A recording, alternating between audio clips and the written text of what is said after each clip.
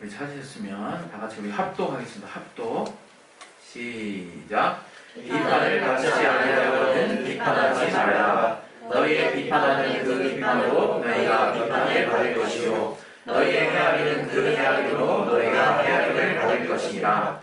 어찌하여 형제의 눈 속에 있는 티는 보고 내 눈 속에 있는 들보는 깨닫지 못하느냐.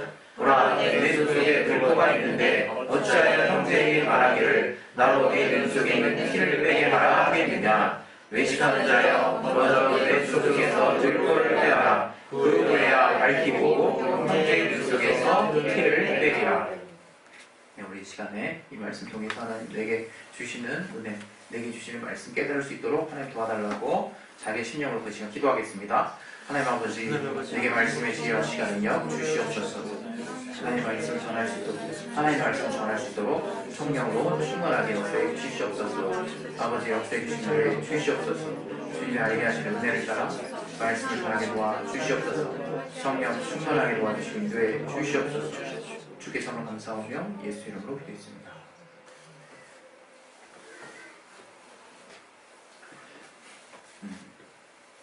우리가 믿는 하나님이 우리의 구원주가 되실 뿐만 아니라 또 심판주가 되신다는 것이 성경에 나와 있는 진리죠. 하나님이 우리는 이 세상이 언제든지 무언가를 하면, 무언가를 잘 유지하기만 하면 계속될 수 있을 것 같은 착각에 빠질 수 있지만 이 세상은 끝이 있다라고 말씀하셨고, 또 하나님의 그 말씀으로 심판하신다. 하나님이 말씀으로 천지를 창조하신 것과 동일한 그 똑같은 그 말씀으로 또 마지막 날에 또 심판하신다고 말씀하셨습니다.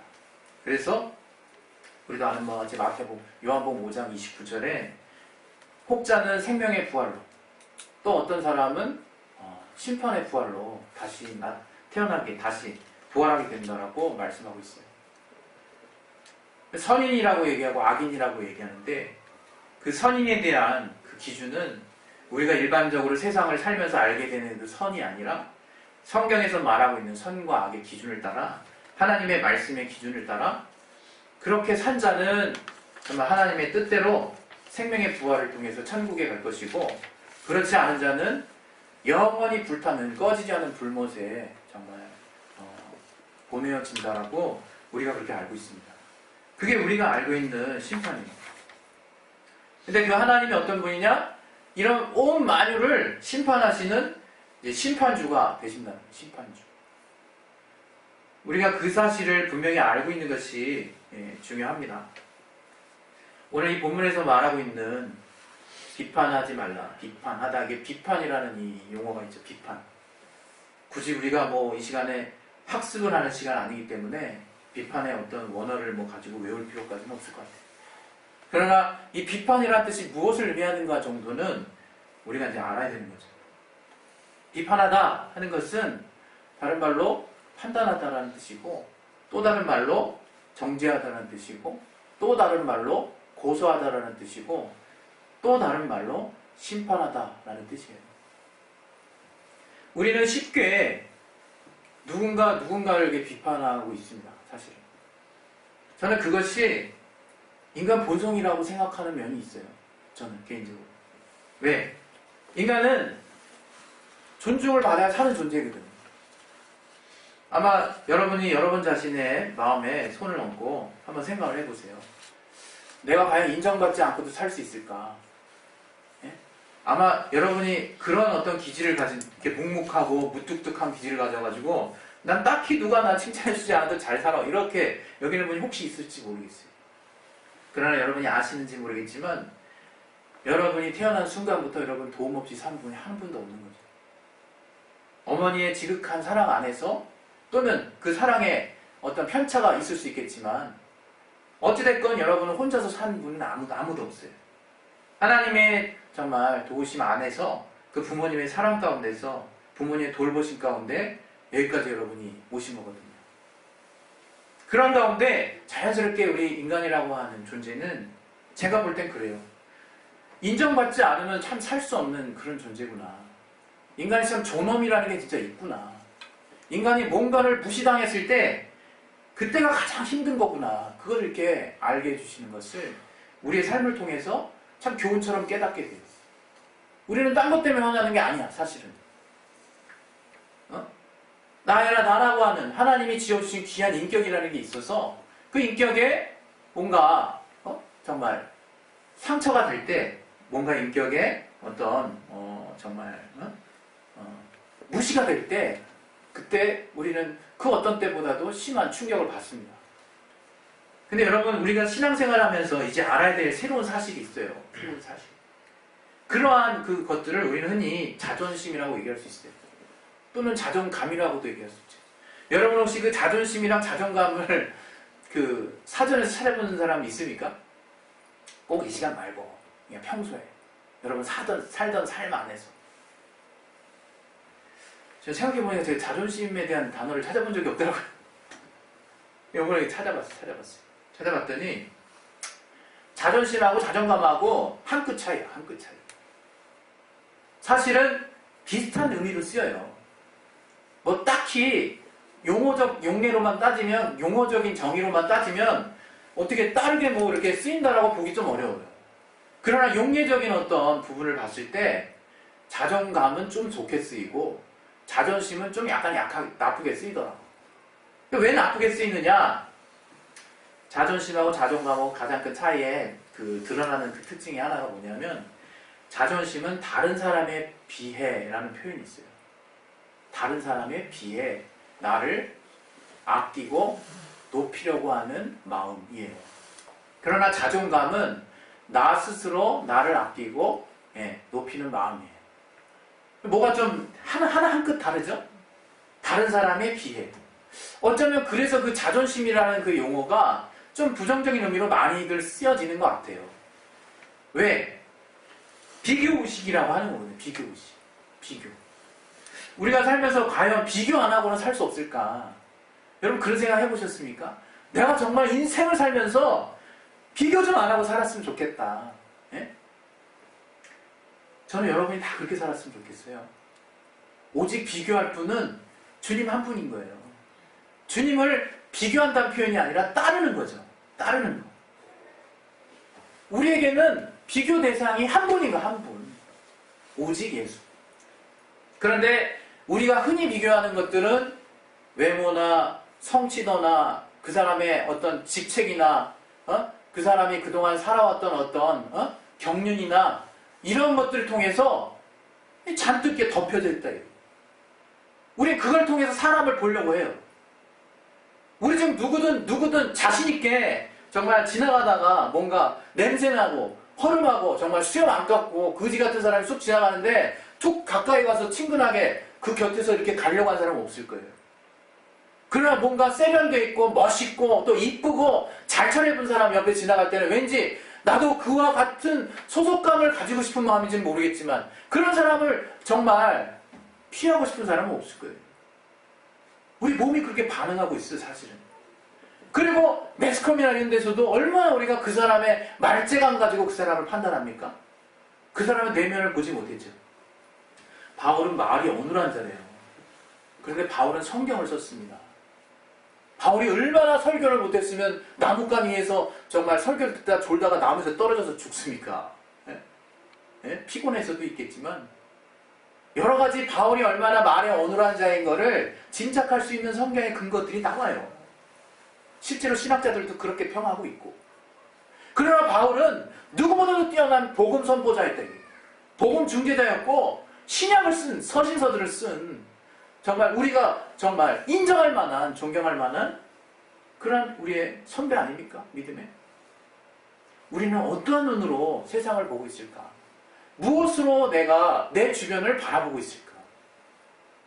여러분 그거 알 거예요. 월등감이나 또는 열등감이나 똑같은 거라는 거. 우리가 뭔가 우월하게 생각하는 거나 무언가 좀 나보다 못하다고 생각하는 거나 엎어치나 외치나요? 엎어치나 외치나. 그 기준은 자기의 낮은 자존감에서 나오는 왜곡된 자기 표현입니다. 자기의 낮은 자존감에서 나오는 왜곡된 자기 표현이에요. 전 어느 날 그걸 깨달았어요. 여전히 그러한 나의 정말 마치 본성과 같이 연결되어 있는 그런 부분들을 다 내가 제어할 수는 없었지만 그 사실 하나를 깨닫다는 게 얼마나 큰 자유를 내게 주었는지 몰라요. 이거구나, 이거. 내가 누구보다 잘나봤자 늘 공허했고 누구보다 못해서 그렇게 열등감에 빠지는 그 사실도 괴롭고 누가 누구를 비교하며 누가 누구를 기준하게 했을까? 여러분, 그것이 이 사회가 만들어 놓은 틀이라는 생각은 해보셨습니까? 이 사회에 정말 여러분이 어쩔 수 없이 사회 구성원이 돼서 살다 보니까 수많은 기준으로 표준을 생각하게 됐다는 것을 알기나 아시냐 이게. 깨닫고 있긴 있냐 이게 내가.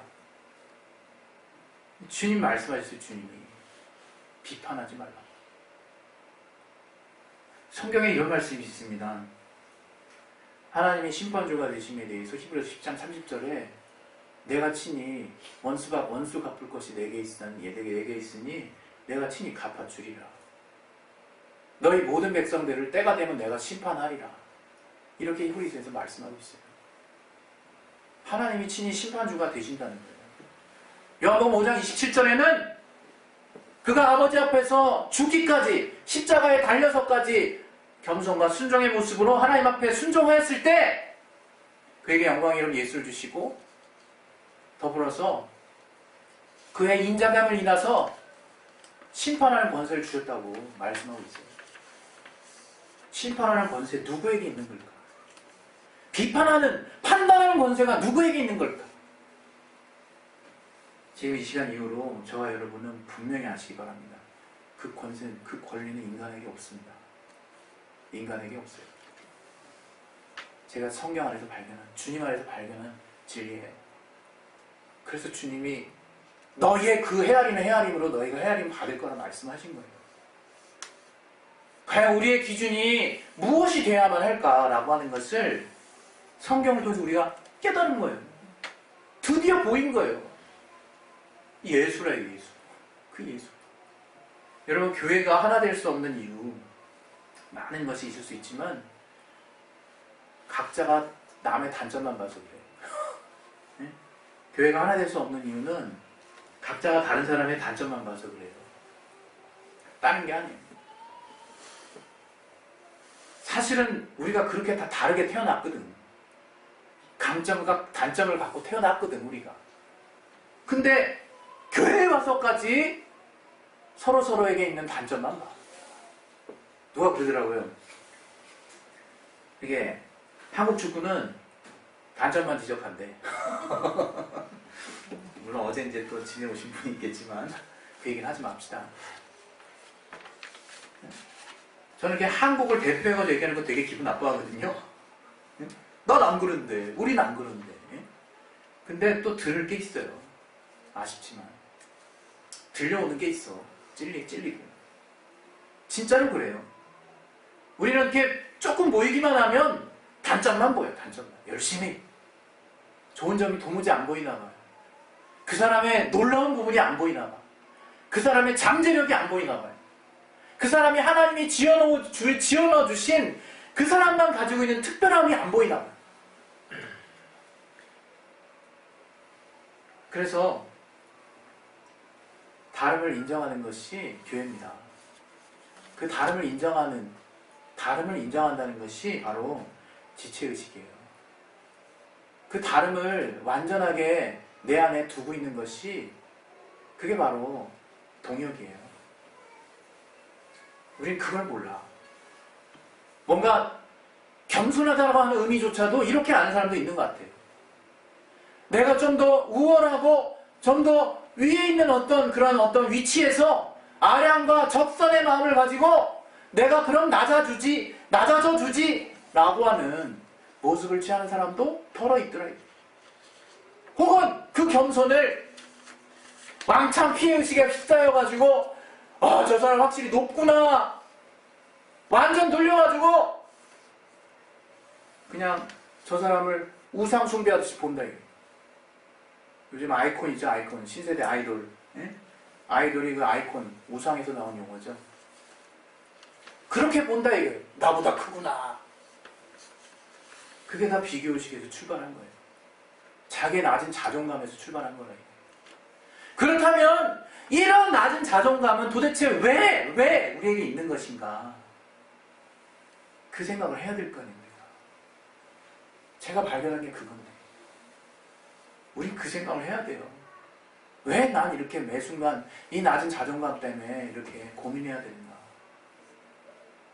저도 대현실을 놓고 완전하게 극복됐다고 말씀드리진 않습니다. 그러나 이제 그 비밀을 알았어요. 우린 그렇게 살아야 돼. 어떻게?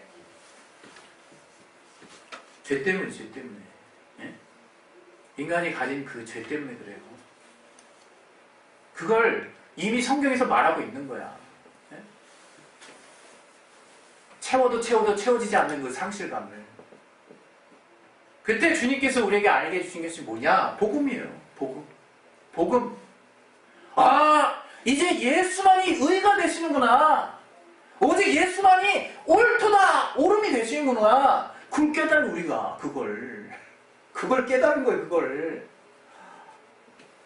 여러분 누가 돈에 한 푼도 없는 자인데 나는 어딜 가야 돼.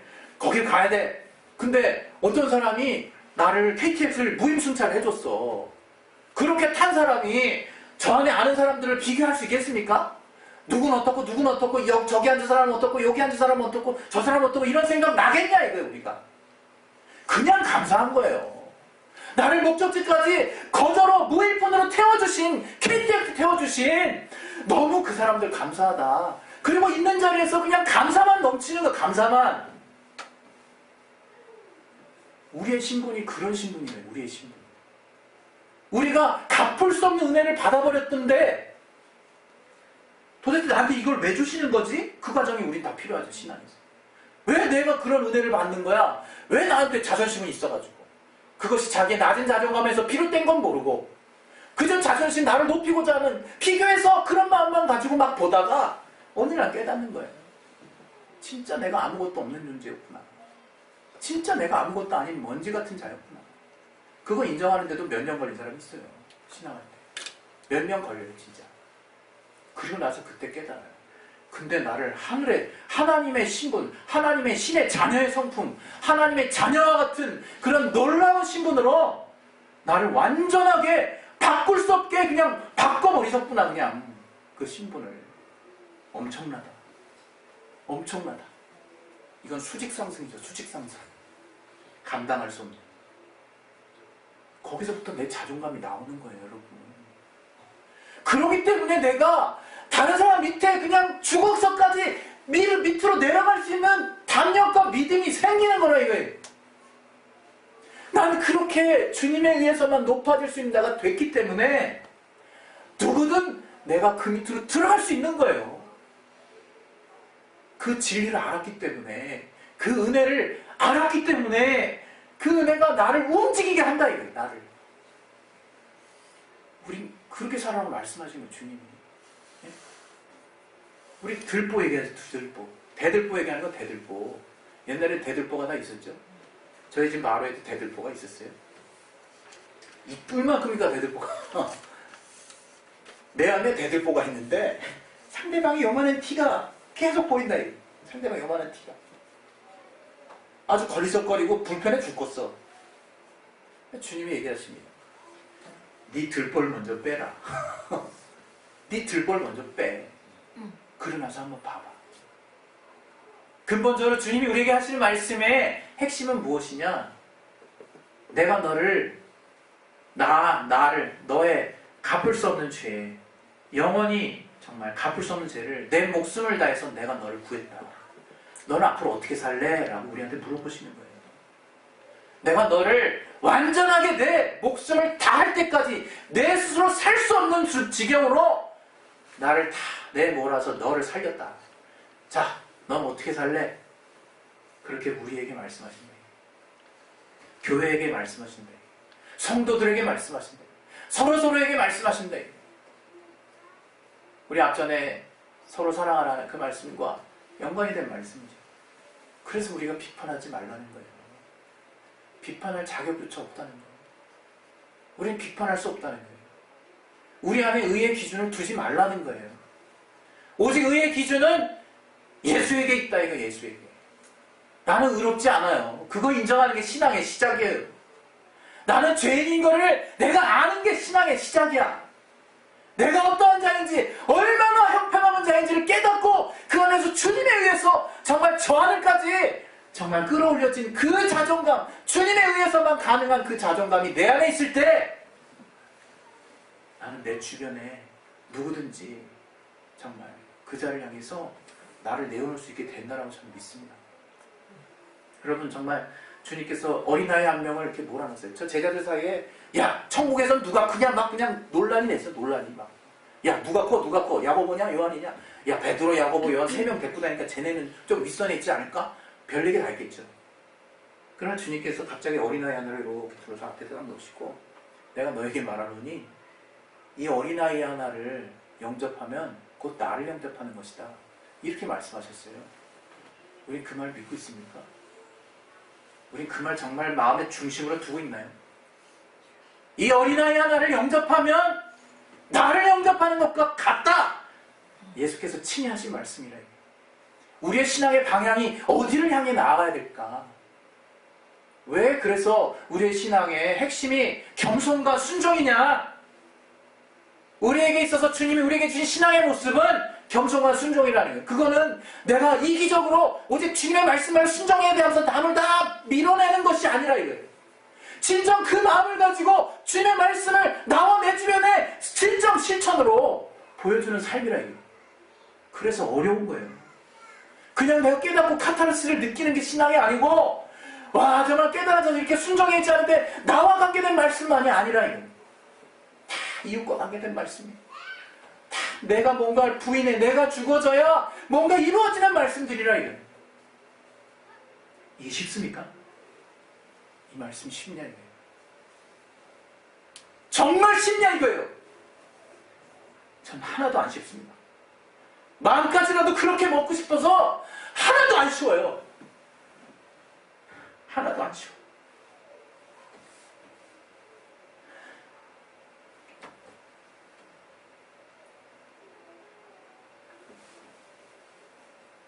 기도하겠습니다. 기도하실 때 쉽지 않습니다. 그렇게 사는 거 쉽지 않아요. 우리는 주님이 주신 기쁨이 있어서 하는 거예요. 주님이 주신 면류관이 있고 소망이 있어서 하는 거예요. 감사가 있죠. 날마다 행복할 수 있습니다. 그러나 그러한 삶이 쉬운 건 아니에요. 우리 마음을 돌아봅시다. 우리 시간에 기도하실 때 우리 여러분 함께하는 여러분 너무 귀한 분들입니다. 너무 귀한 분들이에요. 정말 진정으로 나보다 남을 낮게 여기시는 그 마음이 주님이 알게 하신 성령으로 말미암는 진리를 깨닫는 그 은혜를 깨닫는 그 중심에서 우러나오는 섬김이 될 수 있도록 하나님 나를 역사해 주옵소서. 성령으로 충만하게 해 주옵소서.